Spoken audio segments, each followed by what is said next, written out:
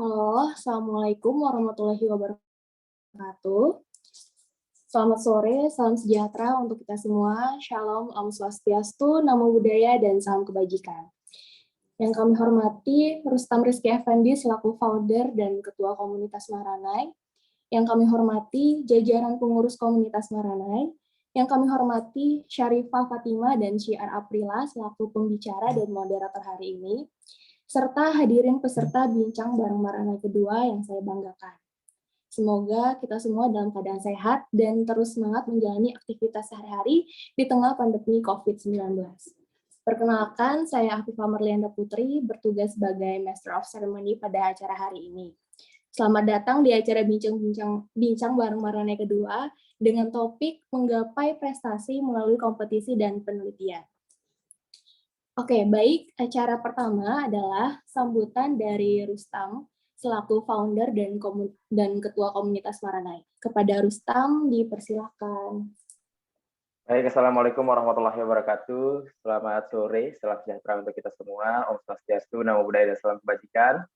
Pertama-tama saya mengucapkan terima kasih kepada Syarifah dan Syiar yang sudah berkenan hari ini untuk sharing juga bersama kita dari Syarifah atau Ica. Dan terima kasih juga kepada Syiar yang sudah memandu jalannya diskusi kita hari ini.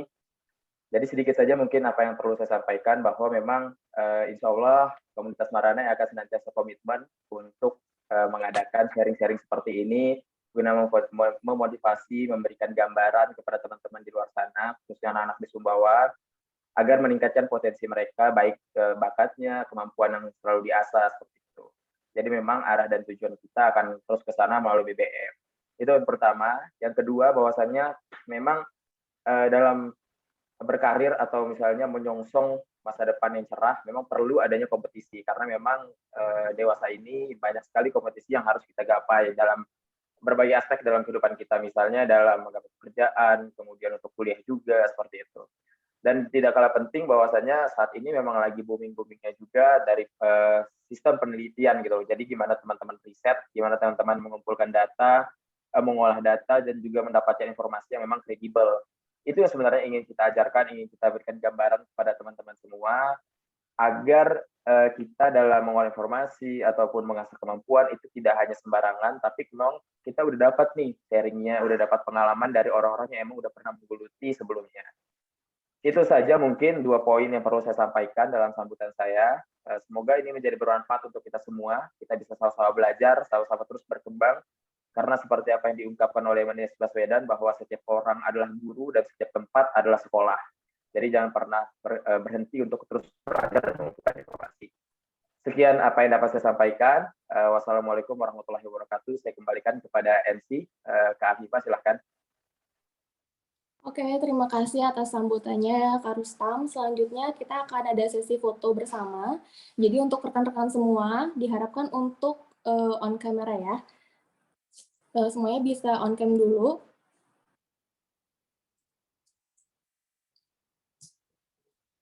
Untuk Kak Arba, ini udah disiapkan ya? Oke, udah on cam semua, saya kasih aba-aba. 1, 2, 3. Oke, semuanya. Sekali lagi ya, sekali lagi.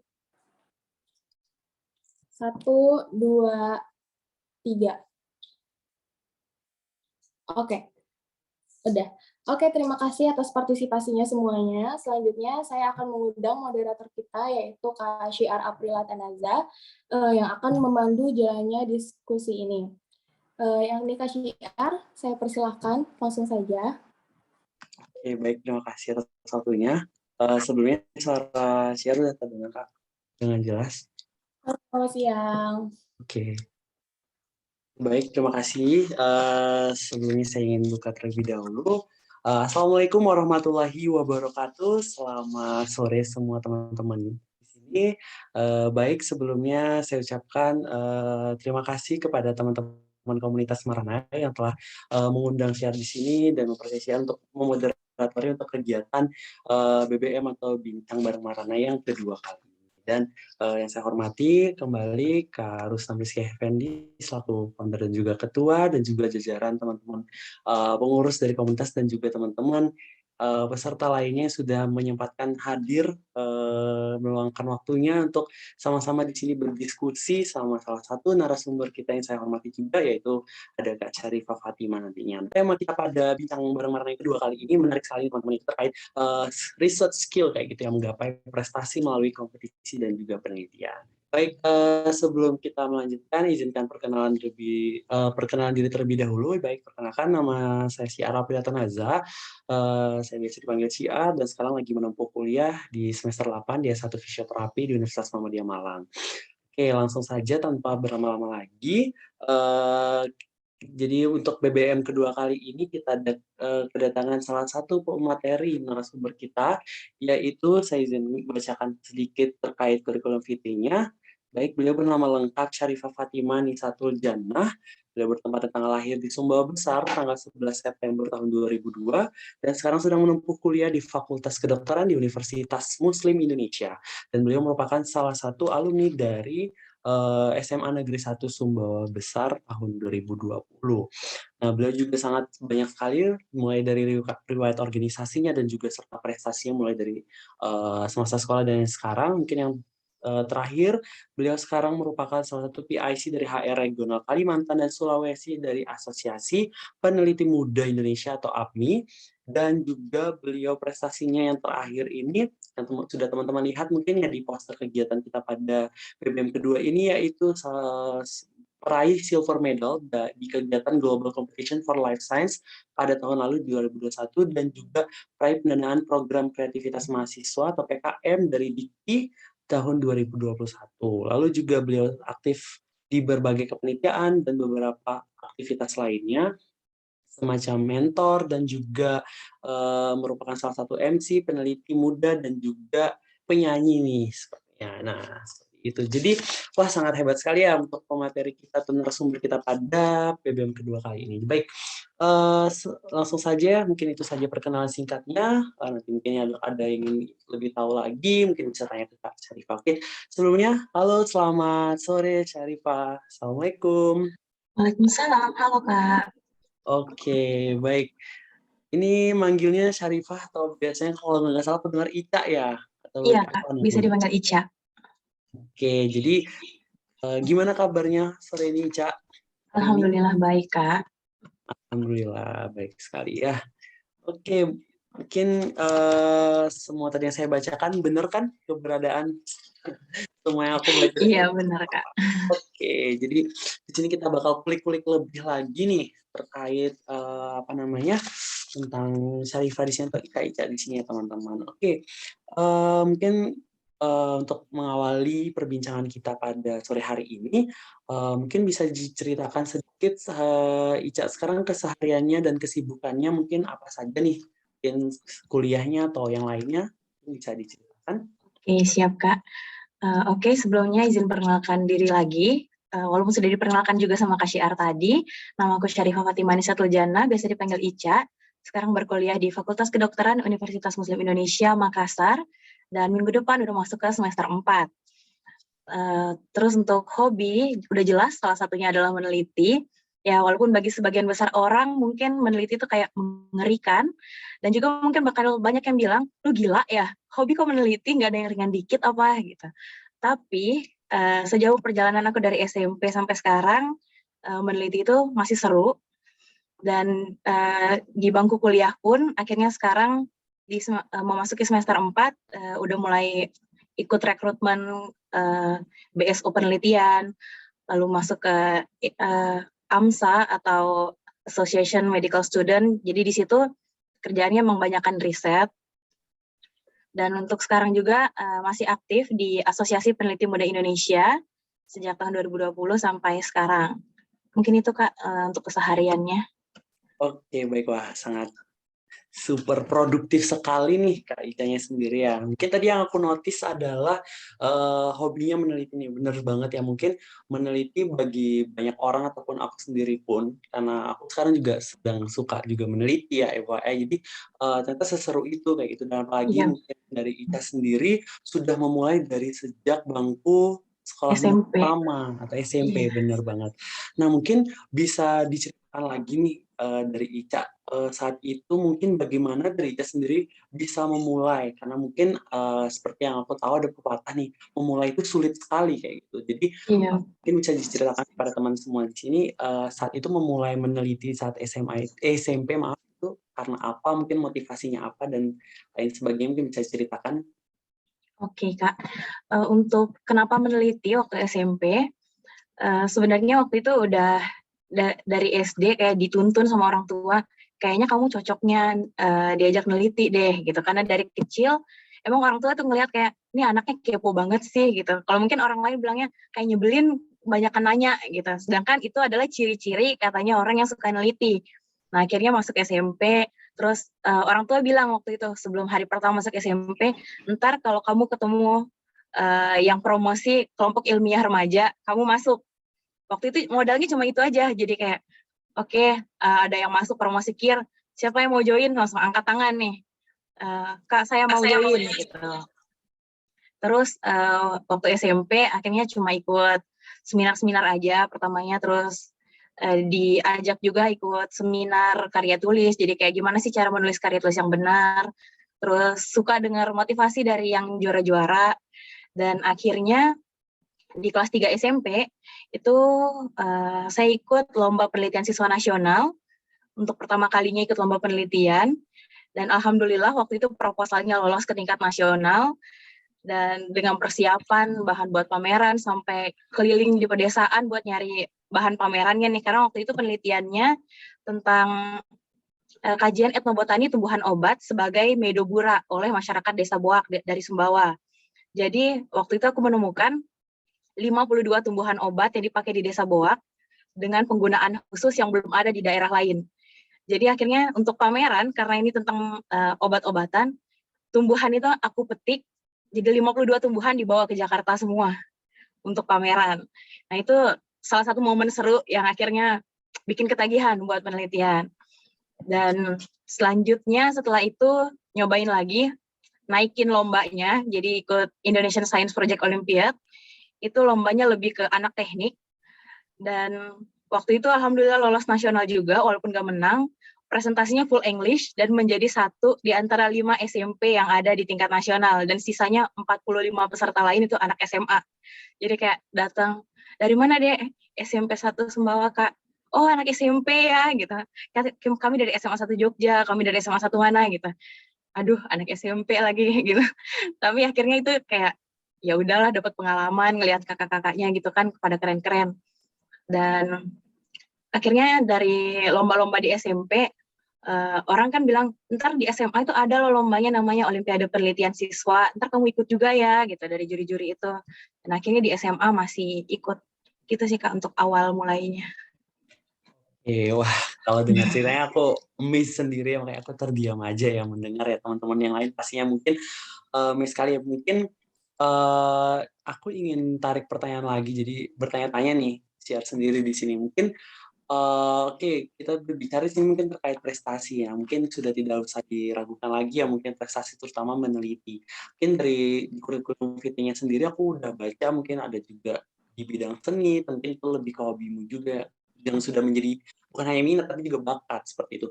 Tapi bisa nggak sih dijelasin lebih detailnya lagi kenapa harus penelitian? Why? Kenapa mungkin nggak di bidang lainnya? Mungkin banyak juga kan ya semacam ya mungkin banyak kan pasti yang nggak bisa aku mention satu-satu. Nah, kenapa sih harus di penelitian sih kayak gitu?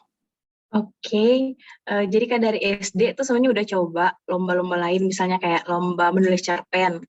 Itu kayak asik, tapi kayak agak pencitraan nih, nggak asik gitu. Tapi terus cobain lomba storytelling. Seru sih, tapi kurang greget gitu kalau lomba storytelling.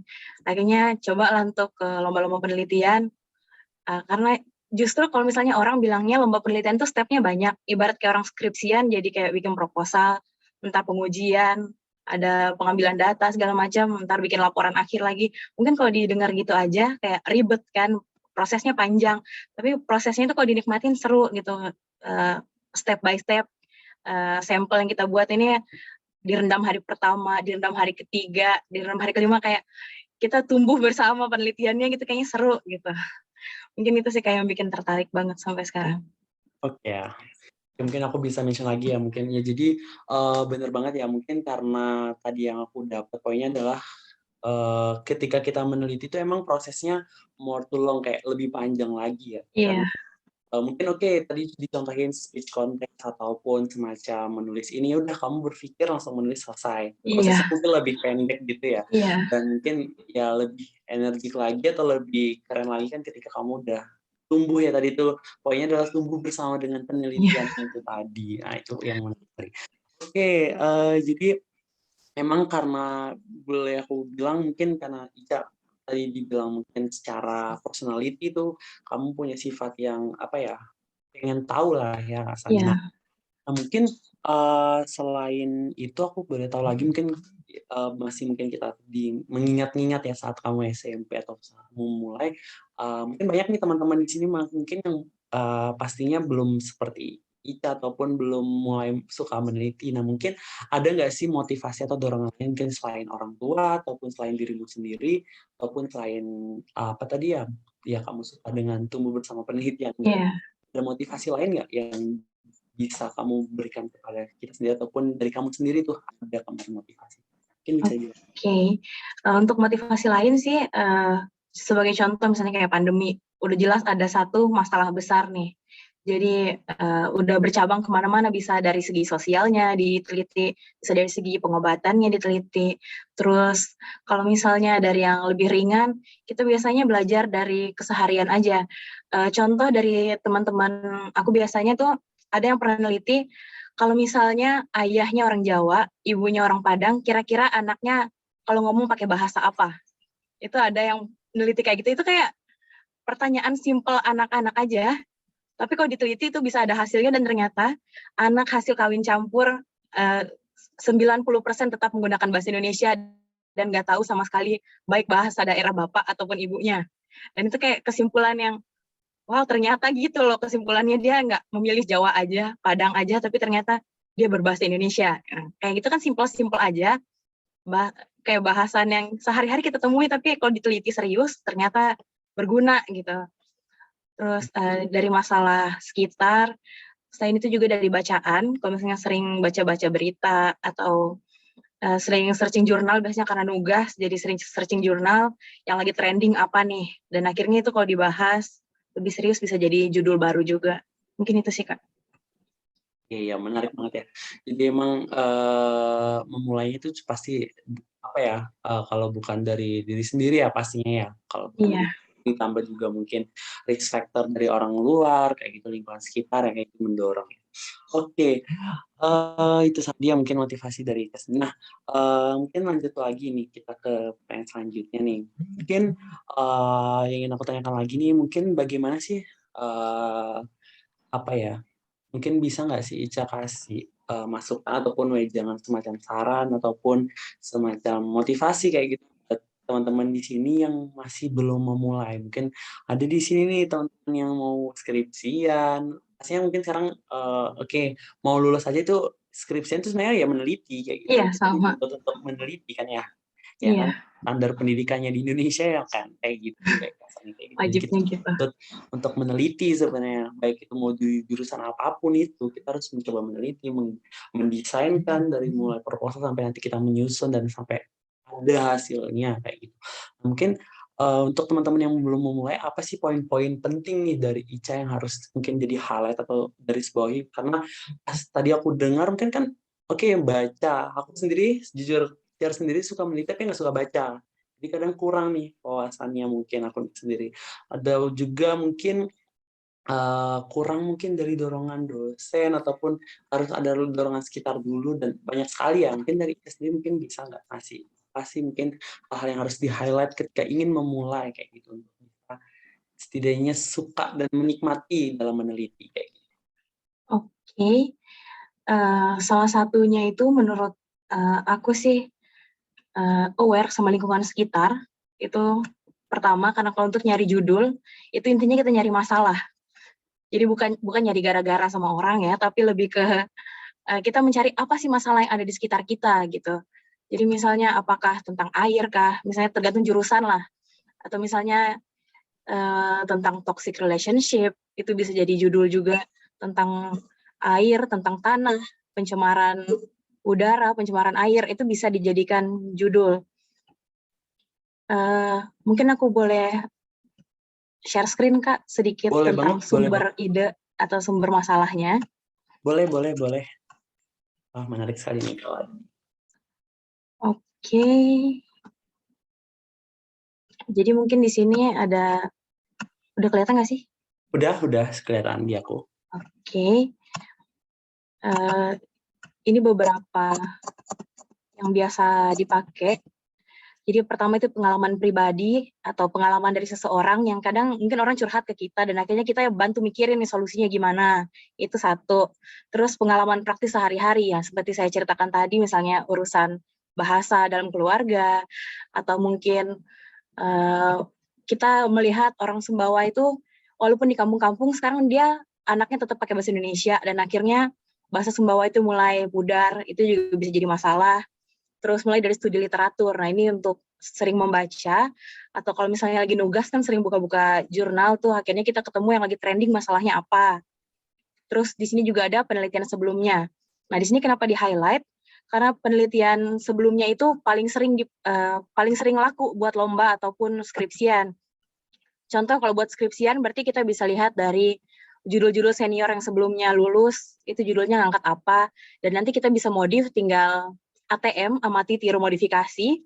Jadi kita lihat dulu dia penelitiannya gimana, terus nanti kita bisa tiru penelitiannya, tapi tiru itu bukan berarti kita pindahin semuanya, kita tinggal lakukan ulang, enggak. Tapi di situ kita bisa modif alat dan bahannya, kita bisa modif tempat melakukan risetnya, kita bisa modif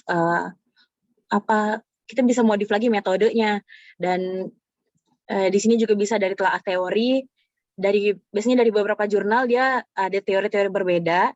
Nah, bisa juga riset itu merupakan membuktikan teori mana yang benar, teori mana yang lebih berfungsi, teori mana yang lebih besar kemungkinan benarnya gitu. Terus dari riset industri. Nah, kalau riset industri ini biasanya buat penelitian-penelitian yang kayak food technology. Itu dari misalnya mereka ngambil riset dari Indofood.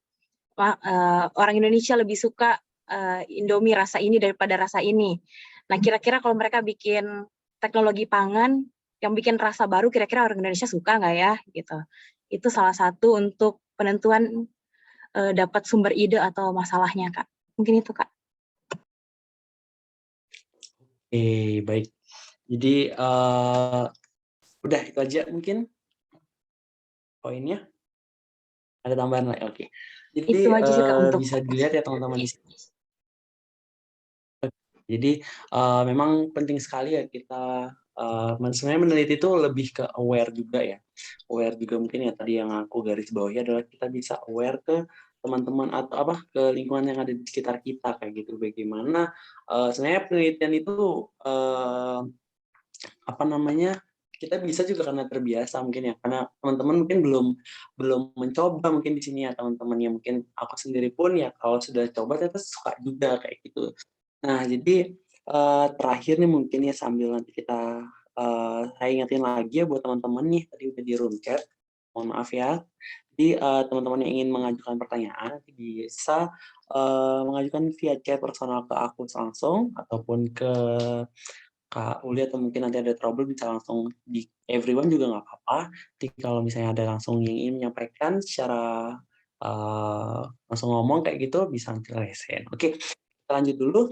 Jadi oke, dari semua tadi cerita-ceritanya terkait peneliti dan lain sebagainya kayak gitu ya, Ica ya. Jadi seberapa penting sih bagi Ica itu prestasi atau kompetisi ataupun apa yang sudah Ica raih dalam menyongsong masa depan? Bukan hanya di Ica, tapi dari perspektif, Oke, kita harus, kan pastinya Ica di sini ngeraih prestasi kan pasti ada reasonnya. Oke, aku gabut aja nih, kayak gitu kan, kayak kamu gabut ya penelitian ya, sampai kamu nggak ada kerjaan lain apa hobi itu, nah, kasarnya kayak gitu. Nah, mungkin seberapa penting sih bagi Ica dan mungkin bisa kita tuangkan di perspektifnya kita sendiri, teman-teman yang ada di sini, buat ngedorong teman-teman nih bisa reach prestation juga sama kayak Ica. Mungkin kayak gitu pertanyaannya, silahkan. Oke, terima kasih Kak. Salah satunya seperti yang Kakak bilang tadi, gabut. Sebelum-sebelumnya itu, aku penelitiannya hanya weekend, jadi Sabtu Minggu, minggu depannya lagi dilanjut Sabtu Minggu, gitu.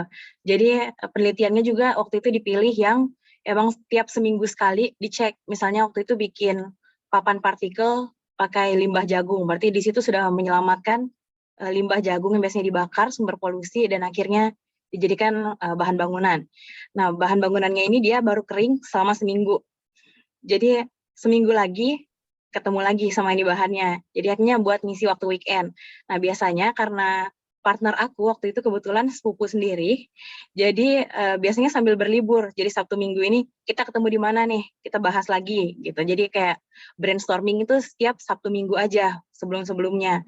Nah, akhirnya baru mulai ambis jadi serius penelitian waktu di SMA kelas 2 itu ada lomba yang barengan. Jadi waktu itu lomba yang semiorekfon, second year creation, dengan olimpiade penelitian itu barengan deadline-nya, sampai ke finalnya pun cuma selisih 2 hari.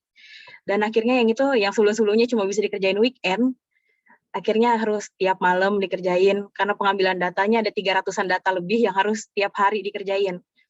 Nah, kalau untuk penelitian yang kayak gitu, mungkin lebih ke memanfaatkan waktu sih, Kak. Jadi emang mulai dari gabut dulu, dan mulai ke kita butuh nih untuk melakukan penelitiannya, menyelamatkan lingkungan, dan juga prestasi jadi nilai plusnya. Mungkin buat anak-anak yang jurusan lain ngejarnya, SNMPTN itu besar peluangnya, ada privilege lah kita bilang kalau bisa punya medali gitu. Ya walaupun mungkin nggak laku di aku, akhirnya berujung di swasta karena anak kedokteran susah nih dapatnya kan. Tapi buat teman-teman yang lain, partner aku alhamdulillah dapat di UI dengan medali dari Olimpiade Penelitian, dan itu harus yang sejalan juga. Misalnya dia ngejarnya teknik. Penelitian kita ini dari SMP sampai SMA itu sebagian besar teknik. Yang IPA, yang biologi paling cuma 1-2 gitu. Akhirnya ya dia nilai plusnya lebih tinggi.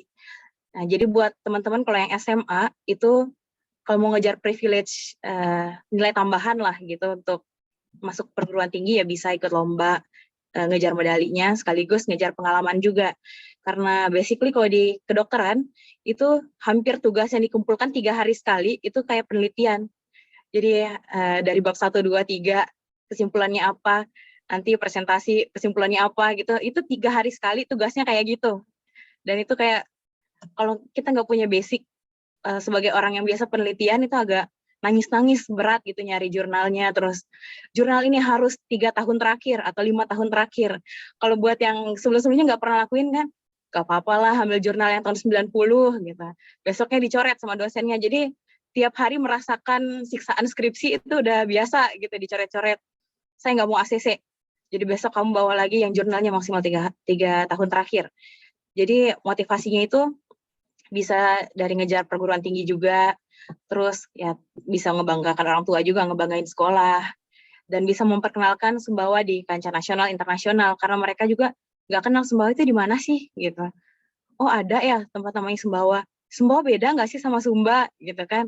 Jadi kayak aduh malu deh, kita terkenalnya itu daerah yang nomor hampir dari terakhir gitu dihitungnya, tingkat kecerdasannya kan. Jadi ketika kita bisa maju ke tingkat nasional, internasional sebagai orang pinter lah gitu di ajang penelitian, akhirnya orang respect dan lebih aware bahwa wah ada pesaing baru nih gitu dari jauh yang kita nggak kenal, tiba-tiba ada jagoan lain gitu. Mungkin itu sih Kak untuk dari pengalaman lomba. Oke, baik. Jadi sangat penting ya. Poinnya adalah mungkin prestasi itu sebenarnya dari sudut pandang kita ya bukan berarti kita dapat juara gitu ya.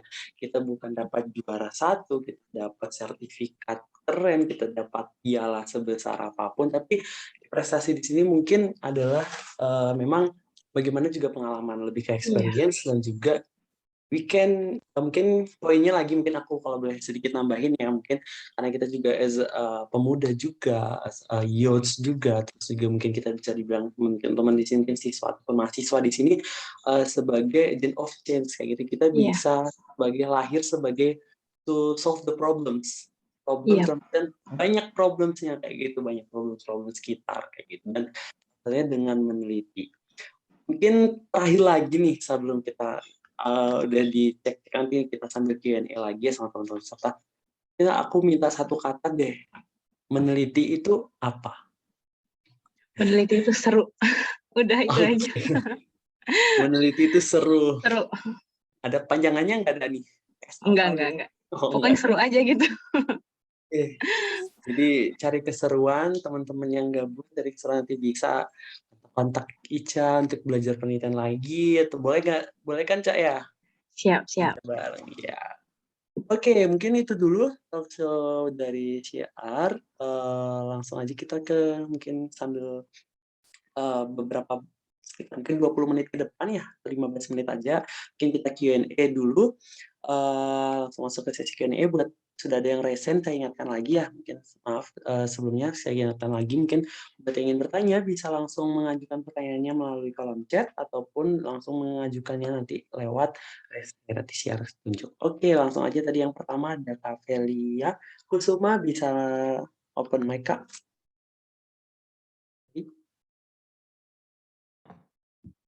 Oke, makasih ya buat Syarifah, buat penjelasan-penjelasan menariknya dan juga cerita-cerita tentang pengalamannya, juga buat Syiar. Aku di sini mau nanya sebagai mahasiswa semester akhir, tapi alhamdulillah udah lulus, jadi bukan mahasiswa lagi kan. Selama skripsian itu kan, skripsi itu kan salah satu bagian dari meneliti ya. Nah, di tengah menyelesaikan skripsi itu kemarin itu aku sempat burnout yang istilahnya hilang-hilangan lah bimbingannya ataupun mengerjakan skripsinya, dan akhirnya aku lanjutkan itu pun bukan karena ya bisa dibilang salah satu motivasinya itu ya karena pengen cepat lulus sih, tapi ada enggak sih saran-saran lain dari Syarifah karena kan pengalaman penelitiannya udah banyak banget. Jadi aku mau nanya, ada nggak sih saran-sarannya supaya gimana cara kita menghandle burnout di tengah melakukan penelitian selain karena deadline waktu ya, maksudnya yang kayak ada deadline tanggal segini harus selesai kayak gitu kan, itu kan ya emang salah satu pendorong, tapi kan itu maksudnya kayak terpaksa gitu loh, kayak selesai apa bagus nggak bagus yang penting selesai, jatuhnya kan kayak gitu karena ada deadline-nya. Nah kalau saran-saran dari Syarifah sendiri itu seperti apa? Thank you Syiar dan Syarifah. Oke, baik. Mungkin kita tanya jawab aja ya nanti sambil jalan ya. Oke. Mungkin tadi pertanyaannya mungkin aku ulang sedikit buat teman-teman dan juga mungkin buat narasumber kita. Jadi poinnya di sini burnout-nya, terus ada waktu juga bagaimana kasarannya, mungkin aku boleh sedikit tambah, serunya apa sih malah ngejar waktu gitu ya. Malah jadinya pekerjaannya itu ya udah penting wes pokoknya selesai kayak gitu. Nah, mungkin dari Syarifah ada saran lagi, mungin silakan. Problem solving. Oke, terima kasih banyak pertanyaannya dari Kak Velia dan juga dari Kak Syiar. Kalau dari aku pribadi, salah satu motivasi biasanya get stuck, get help. Kalau mentok, segera cari bantuan. Itu biasanya yang kutanamkan setiap ngerjain penelitian. Jadi kalau misalnya udah mentok banget, segera cari bantuan. Baik itu nyari tutor online, baik itu nanyain ke orang sekitar, baik itu mau nanyain ke teman atau dosen lain atau guru lain gitu. Itu untuk ya brainstorming aja, kira-kira dia bisa bantu apa nih dari penelitian kita. Kita biasanya, aduh metodenya kayaknya nggak berhasil deh, kita nanya siapa ya. Nah, kalau untuk sekarang ini kan banyak media lain, misalnya tutor-tutor online di Instagram mungkin yang menyediakan jasa tanya jawab tentang penelitian, itu banyak. Jadi mungkin nyari teman yang bisa membicarakan penelitian kita ini lebih lanjutnya gimana. Terus nyari teman gimana caranya biar bisa semangatnya bareng-bareng. Karena kalau penelitian ngerjain sendiri aja, itulah bedanya kalau misalnya lomba kan biasanya minimal 2 atau 3 orang. Itu kayak motivasinya bareng-bareng kan, sedangkan kalau skripsian yang jelas sendiri. Tapi walaupun sendiri satu project, bukan berarti kita ngerjain sendiri, nggak boleh ketemu orang lain selama ngerjainnya gitu.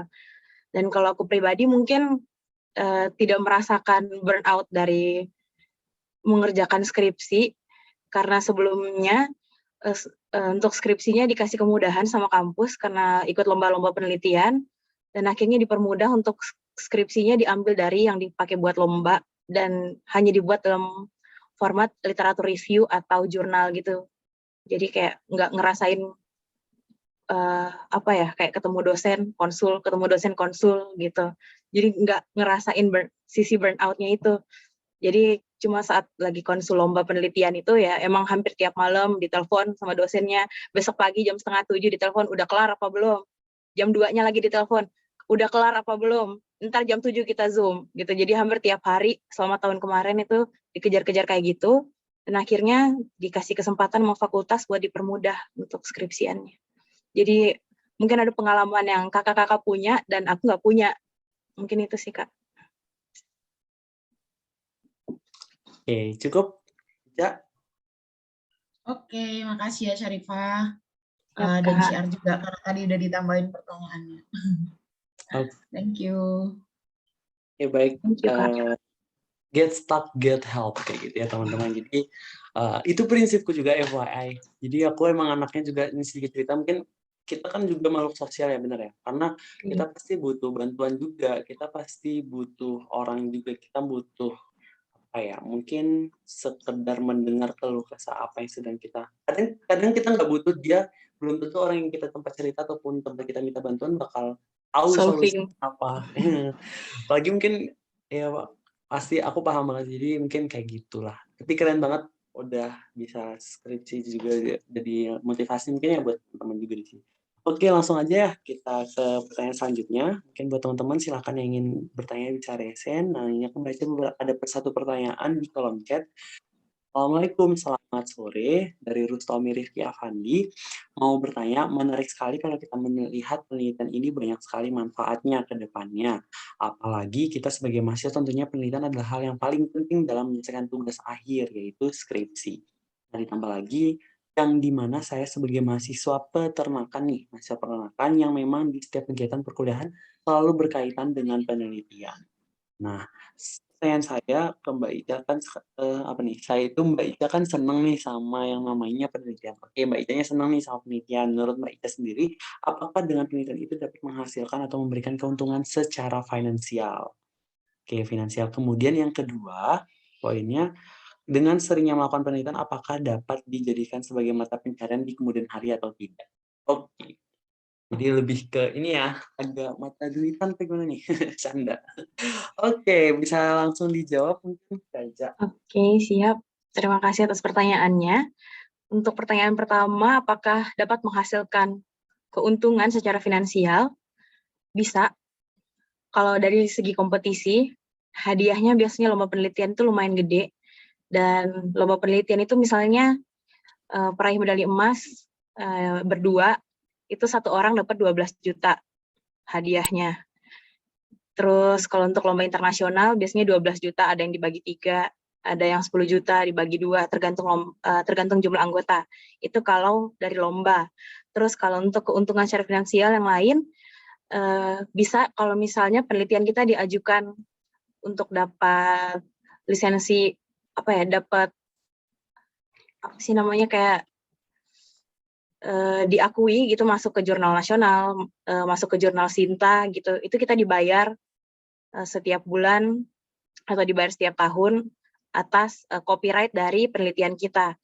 Itu terus untuk jadi peneliti juga, misalnya jadi peneliti di perusahaan makanan, di perusahaan perminyakan, itu penelitinya harus bekerja bagaimana caranya biar minyaknya nggak bocor ke laut, bagaimana caranya biar makanan ini lebih laku di pasaran, bagaimana caranya micinnya dikit tapi rasanya tetap enak, itu pekerjaan peneliti. Dan itu dibayar mahal untuk perusahaan-perusahaan. Selanjutnya untuk jika melakukan penelitian, apakah dapat jadikan mata pencaharian di kemudian hari? Bisa. Bisa bekerja di LIPI, itu dibayar sebagai peneliti, terus bisa juga bekerja sebagai dosen peneliti. Jadi seperti beberapa juri pada lomba-lomba penelitian itu mereka adalah dosen peneliti.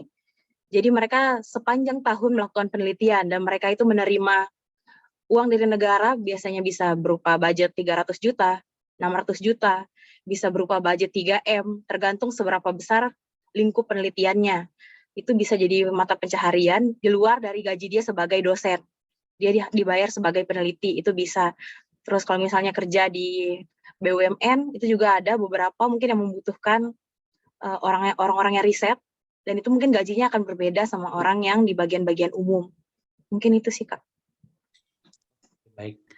Oke, itu tadi ya mungkin jawabannya. Mungkin aku kalau boleh sedikit menambahkan juga dari narasumber kita nih teman-teman. Jadi buat saudara penanya dan juga teman-teman, jadi secara finansial tuh pasti banget sih, karena share sendiri juga pernah merasakan ya, meneliti itu ada juga yang kadang itu tergantung dari lembaganya juga yang mengadakan seperti itu. Ada juga yang semacam mungkin ya sama kayak PKM tuh contohnya ya. PKM tuh kan teman-teman mengajukan dananya, jadi bukan ibaratnya dipatokin bukan dari lomba, beda sama lomba.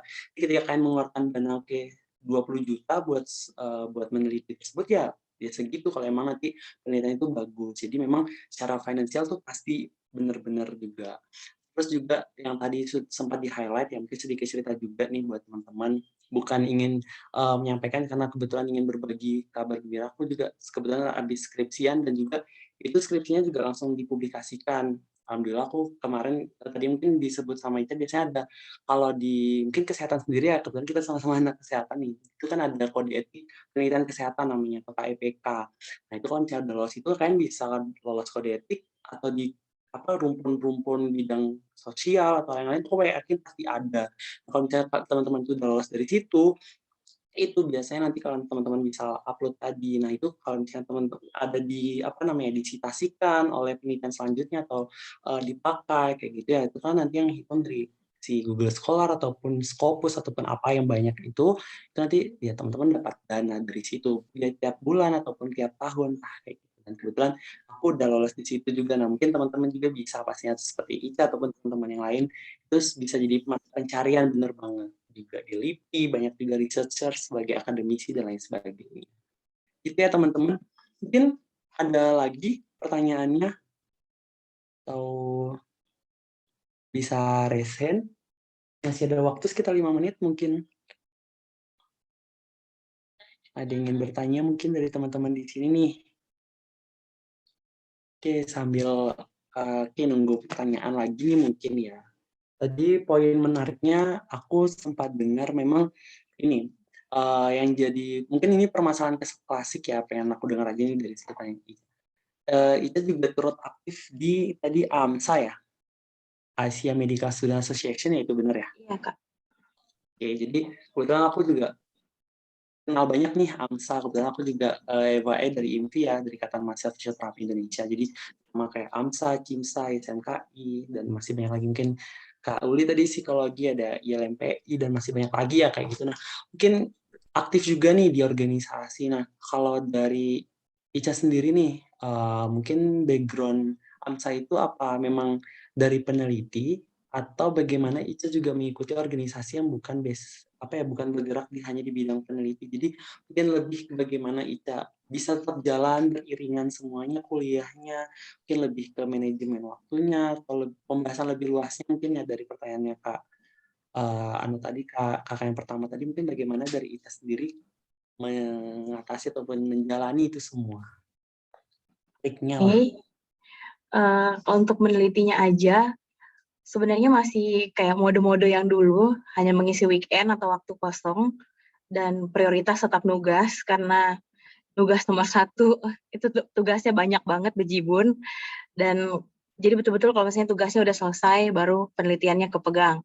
Nah, terus untuk bagaimana membagi waktu sama organisasi, kebetulan di organisasinya sendiri, aku daftarnya memang ke divisi yang riset, karena di kampusku pribadi emang kayak masih kurang untuk riset, baik di organisasi risetnya maupun keseluruhan mahasiswanya.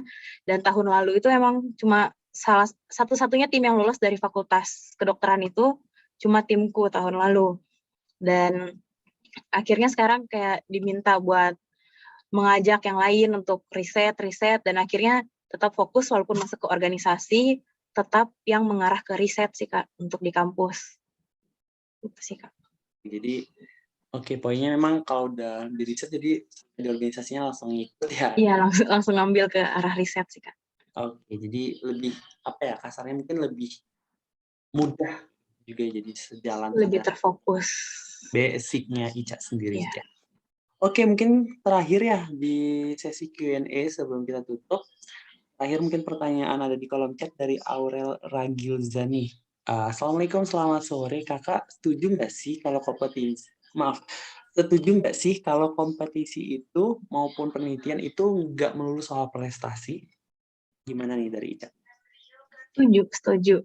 Jadi kalau dibilang apakah sejalan prestasi dengan kompetisi, enggak kok. Karena kalau kompetisi, contoh kayak waktu SMP ikut ISPO, itu kayak masih jadi cupang di dalam kolam hiu. Jadi kita harus belajar banyak nih sama senior-seniornya yang ada di sana, anak-anak yang udah juara internasional semua. Jadi kalaupun nggak juara, itu kita harus ambil pengalamannya, ambil sisi terbaiknya. Kalau misalnya waktu itu kita presentasi dan kita nggak bisa jawab pertanyaan juri, catat pertanyaannya, karena pertanyaan itu lagi yang akan muncul saat lomba kemudian hari. Jadi, oke, juri kali ini dia nanyainnya ini nih. Berarti kalau tahun depan ikut lomba lagi, pertanyaan ini jawabannya udah harus siap. Jadi di situ bisa ngelatih mental, bagaimana bisa presentasi depan juri. Juri itu kadang ada yang baik, dia kayak, halo, penelitiannya ini tentang apa gitu. Dia tanyanya baik-baik. Sedangkan beda kalau di PKM, saya nggak suka sama penelitian kamu. Ini terlalu begini. Kayak dikasarin gitu. Jadi harus siap mental, mau dibaik-baikin, mau dikasarin itu harus siap. Terus di situ juga bisa dapat pengalaman berorganisasi, ketemu banyak orang, ketemu teman-teman dari Sabang sampai Merauke, dan akhirnya nanti biasanya saya follow Instagram, akhirnya kenal, misalnya nanti kuliah ternyata ketemu satu jurusan, itu seru juga. Terus kalau misalnya dari lomba-lomba itu dapat relasi tentunya, jadi misalnya ikutnya waktu SMA, ntar pas kuliah butuh organisasi yang diajak kerjasama, misalnya ikut lombanya tadi di Seameo Rekfon, kayak waktu SMA, organisasi mereka ini bisa dikontak lagi, misalnya mau nggak kerjasama dengan kampus kami untuk SDGs Corner dan segala macam tentang itu. Terus misalnya kalau misalnya sebenarnya penelitiannya tentang SDGs, Sustainable Development Goals, kita bisa dihubungkan ke UNICEF, diajak bekerja sama gitu. Jadi nggak harus juara, tapi biasanya walaupun nggak juara, kita eye catching di mata juri itu juga bagus. Jadi misalnya kita nggak juara, tahun depan ikut lagi, kamu yang penelitiannya ini ya, wah semangat ya meneliti terus gitu. Ntar ketemu sama juri-juri itu yang ternyata mungkin jadi dosen kamu ke depannya. Mungkin itu sih Kak. Oke. Banyak benefit lain. Oke, seperti mungkin udah dijelasin tadi, itu poin plusnya. Bukan hanya juaranya, tapi komunikasinya dapat, eye catch-up-nya dapat, semuanya dapat. Ya, oke, itu tadi ya mungkin sesi Q&A pada BBM kedua kali ini. Nah, menarik sekali. Terima kasih sebelumnya kepada teman-teman semua yang udah turut berpartisipasi aktif nih dalam bertanya. Mungkin kalau misalnya ada pertanyaan lain yang belum tersampaikan, ya maaf ya teman-teman. Jadi nanti bisa tanyakan langsung ya kepada Ica sendiri. Nanti kita bisa kontak kakak-kakak pengurus. Oke, terakhir last not but least, dari Ica mungkin share pengen dengar closing statement mungkin buat teman-teman di sini, semacam bisa memberi motivasi kita juga, mungkin bukan hanya tentang meneliti saja, tapi apapun motivasi yang bisa mendorong Ica sampai saat ini juga bisa diberikan ke kalian di sini. Mungkin silakan Ica mungkin sedikit closing statement-nya. Oke. Terima kasih atas kesempatannya. Pesan buat teman-teman, jangan takut bermimpi. Walaupun kita dari Sumbawa, kita semua punya kesempatan yang sama untuk jadi juara. Kita semua punya kesempatan yang sama untuk jadi peneliti hebat. Kita semua hebat, bisa melakukan apa saja, yakinkan itu dalam hati. Dan closing dari saya, life is too short to not making any impact. Mungkin itu Kak, terima kasih. Oke, terima kasih kembali buat Syarifah, Fatimah, atau Ica di sini sudah memberikan motivasi, sudah memberikan pengalaman serta pembelajarannya juga yang sudah bisa di-share kepada teman-teman di sini. Wah, menarik sekali. Oke, close yang meriah juga buat Ica. Jadi itu saja. Mungkin terima kasih kepada share mewakili teman-teman pengurus Maranai juga dan juga mewakili share sendiri. Senang sekali bisa memoderatori Ica ya pada bincang kali ini, dan juga mungkin kita bisa catching up di kedepannya lagi. Kalau misalnya teman-teman juga di sini bisa butuh bantuan dan lain sebagainya ya. Ini sudah dapat relasi. Nah, bincang-bincang seperti ini juga teman-teman pastinya udah dapat relasi juga. Nah, jadi bisa juga nanti bertukar pikir dan berdiskusi ke depannya. Mungkin itu saja dari Syiar. Terima kasih ya Ica, dan sebelum itu Syiar mungkin izin beri closing statement. Jadi teman-teman semangat di sini semuanya, dan mungkin terakhir ada kata-kata pesan di sini bahwasanya masa depan adalah milik mereka yang sudah menyiapkan di hari ini. Maka makin awal teman-teman di sini menyiapkan hari ini, maka makin awal juga teman-teman melihat hasilnya, dan hasilnya buah kesuksesan dari teman-teman sendiri. Itu saja dari Syiar pamit undur diri bersama Ica. Terima kasih sekalian. Mohon maaf apabila salah kata. Sampai jumpa di bincang bareng Marana yang selanjutnya. Sekian dan terima kasih. Wassalamualaikum warahmatullahi wabarakatuh. Syiar kembalikan ke Kak Uli selaku MC.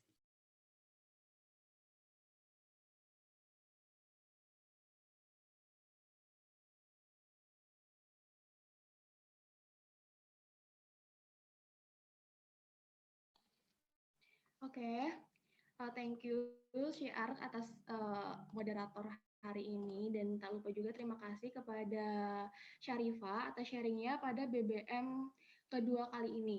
Oke, maaf banget sebelumnya saya nggak bisa on cam karena ada kendala di kameranya ini. Selanjutnya kami persilakan kepada Kak Rustam untuk menyerahkan sertifikat kepada pembicara dan moderator secara virtual. Silakan Kak Rustam. Oke, jadi sembari menunggu share screen ini muncul, saya ucapkan terima kasih kepada Syiar, kepada Syarifah juga, menarik banget diskusi kita. Jadi kita terbuka banget bahwa memang kedepannya nih peran penelitian atau setidaknya jiwa-jiwa riset atau misalnya riset 101 itu sangat penting banget memang untuk ada di dalam directory skill kita gitu loh. Bahwasannya nanti dalam menghadapi dunia kerja itu perlu hal-hal yang kayak gini gitu loh. Jadi mungkin harapannya untuk Syiar, untuk Syarifah juga mungkin kedepannya kita bisa diskusi lagi mungkin di topik-topik yang berbeda, dengan tentunya dengan nuansa yang berbeda lagi gitu. Kita bisa sama-sama belajar gitu. Jadi kita masih belum muncul. Oh ya, ini sudah muncul. TW.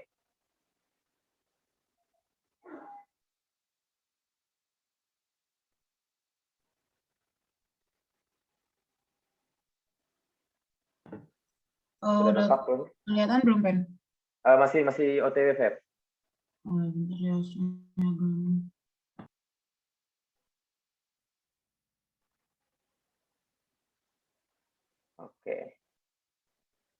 Oke.